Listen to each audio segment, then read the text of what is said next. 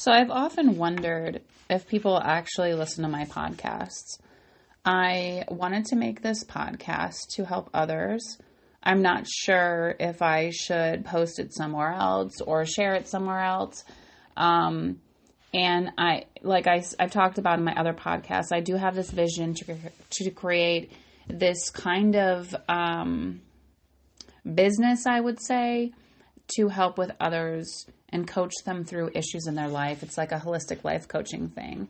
And for me, I've always had this strong desire to do that. So lately I've wondered, is anybody listening or watching this? And if that's the case, and they really enjoy it, then how come they're not sharing it? If I watched or read something and I loved it, I would share it with 1 million people.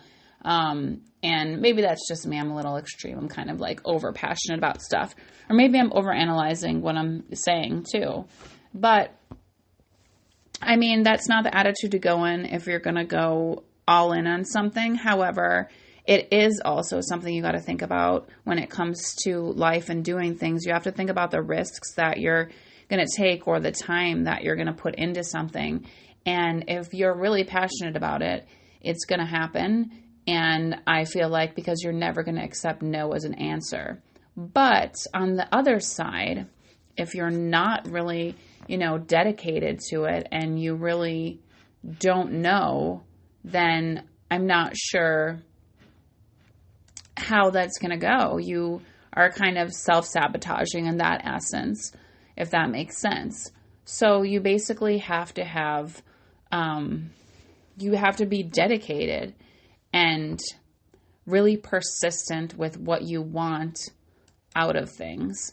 So that's, I think, what the bottom line is when it comes to creating your own business, your own future, your career, any of that stuff. And it's not necessarily that easy to do. So, bottom line, don't live life with no regrets. If you feel like you really have to do something, don't wait to do it. On another note, have you ever felt like you are just so burnout and so exhausted and so on this other endless cycle of, tired and exhaustion and overwhelm? And I say this because I often feel this way, but I feel like I'm the reason that I'm in this predicament because I allow myself to, I don't want to say I allow myself to get burnout, but in a sense I do, because I feel like the only way that the best way I self-medicate is through going to the gym and working out, which not necessarily is a good thing because your body's going to be consistently inflamed if you're doing the same type of workout, and then you're not going to give your body time to heal. So you got to kind of mix it up. And sometimes you just got to take a break. But I feel like if I don't, do something like that, since I work from home, then I'm not getting out and not getting the type of social exposure that I need. So it works both ways. But I feel like I really need to think about other options that are out there besides, going on a walk and whatnot, maybe going to the beach more, even though that's like 3 hours away almost. So, kind of that sense of thing.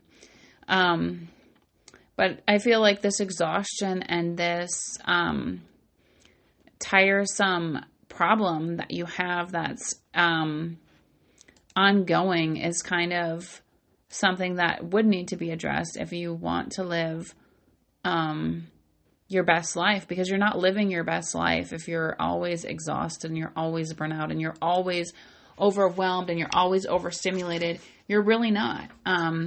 You're just living this endless cycle of like pain and anxiety, and it's not going to go anywhere. So I say that instead you redirect yourself to a cleaner and clearer way of thinking. Finding that clarity in life is important. And not a lot of people go through life knowing or are clear that they've lived their life to the fullest, or that they've found what they're looking for or found their purpose. And I think that when you're on this cycle of feeling burnt out, you have brain fog, you have all this other stuff, you have things clouding your judgment. So you can't really think clearly to see what is really blocking you from getting to that point. And I say you have to try all the avenues to clean your brain, your mind, and your body. Meaning I know I'm sore. I know years ago I never used to be this sore, this whatever, or backed up with inflammation and mental drainage and all this other stuff. So I have taken it upon me to get chiropractic care. And I was in an accident years ago when I was in the military, and I don't think that problem was ever properly addressed. So as a result, I've suffered on and off with neck problems and other issues. And so just putting it off has allowed all this stuff to build up and connect to each other and cause catapulting problems overall. So if you don't address all the problems, if you don't address the root problem, other issues are going to arise. And if you think you're fine, but you're not, because you're basically suppressing things in your life. Like, I can look back to when I was a child and think, how many times did I suppress things? Like, for example, when I was a sophomore in high school, I lost my grandfather, and my grandfather and I were really close. I was the first grandchild in the family, and I want to say that he was kind of like a father to me, because my biological father was he was involved with a lot of bad stuff, drugs and stuff like that, and then my stepfather was an alcoholic. And as a result, my grandfather really did take care of me. He did whatever he could for me, and he was a vital part in my life.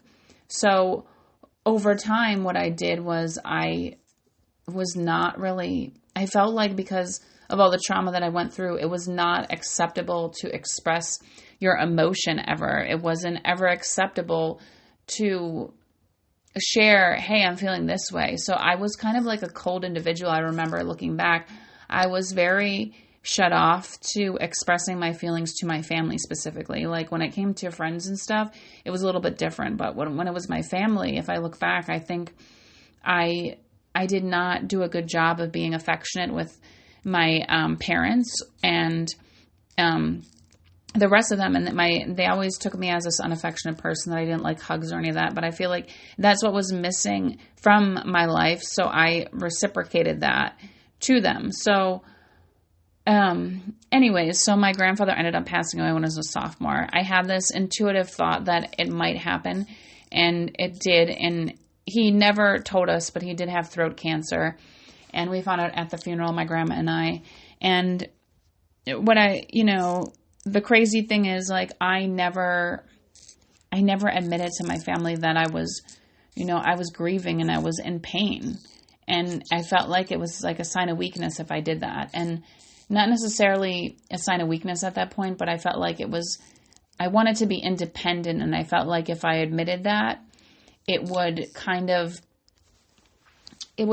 cause them to look at me differently. Like, I don't know. I kind of felt like they wouldn't think I was strong enough for some reason. I can't really pinpoint what it was looking back, but honestly, I feel like it was the way that I was raised and the trauma that I went through in my childhood. And that's why I learned how to suppress emotion and feeling. And I'm not going to lie, his loss ended up catching up to me.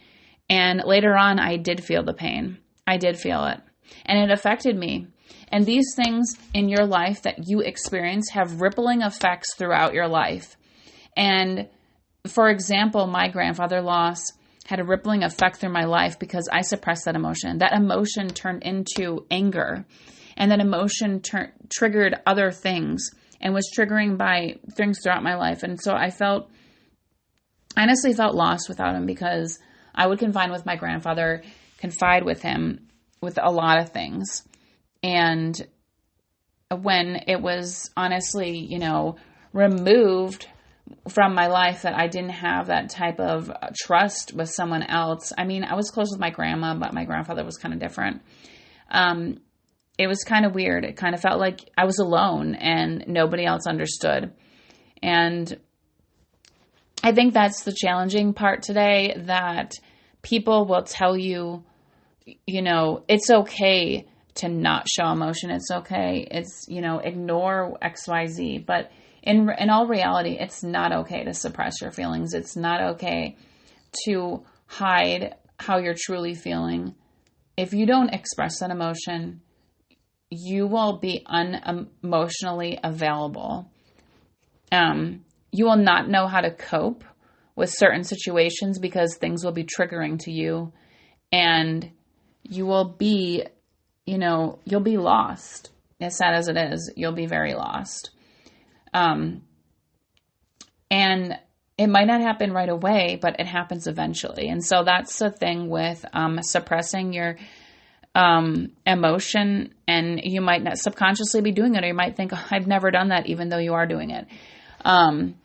And it's a crazy thing, I know. However, I think what I've learned from my past and processing a lot of my stuff is that you can't proceed to the next level in your life unless you process that. You can't be fully present in the moment unless you process the past. And you can't appreciate and live life freely unless you process the past. Sure, we will have triggers in our life, but those triggers will always be there, and being cognizantly aware because you've processed your past emotions is a big thing about growing past your issues in life. So it's just pretty crazy to think about. And when I think wholeheartedly about this, I think about how much I've grown and how much I've changed over time for the better, because I know now and I'm aware of why I did what in my past and what made me do what, because I wasn't fully healed at that time. And a lot of people don't fully heal. And as a result, not fully healing causes you to live, like I said, this monotonous life, because you're experiencing patterns and you're still tired and exhausted and drained, because yeah, it's normal to get burnt out like once in a while, but having this constant burnout is not normal at all. And I think that's where a lot of people fail to understand what is, what is going on in their life. And they don't understand that their past has impacted their future. Their past has caused them to be the way that they are. Their past has caused them to really not be emotionally available. And it's pretty sad, especially when you think about how people can put the blame on somebody else, or not, accept that everyone has flaws. And when you go and put the blame on somebody else for something that you did, that illustrates your flaw. Nobody's perfect, of course. However, just being cognizant that other people have feelings and emotion, and knowing that what you say can impact others is huge. And your actions are huge, of course, too. So, yeah, it's a huge deal. But bottom line is, I'm working through these things. So I feel like since so much is going on, and I've had, a contractor last year, steal from me. I'm over it. I'm just like, whatever. And now we're doing a new kitchen renovation. It's a lot of stuff to go through at the same time, but I'm really excited that I'm going on vacation in a week back to the Southwest, which is, I would move there if I could, but I love it there. It's so gorgeous. I love hiking. It's just my zen. And so that's really going to be important for me. And I think that's another thing. A lot of people do not take time to change their scenery or go into a new environment to experience a different feeling on life or a reaction. So that's kind of imperative. But overall, in order to escape your cycle or your patterns in life, one must be aware that there is stuff that still hasn't been processed, and maybe you're detoxing from it. But just being cognizantly aware that you need adequate rest also to be effective, and you need adequate, time alone with yourself to be able to be present in today. And not being present is eliminating your chance of experiencing what life really can bring you.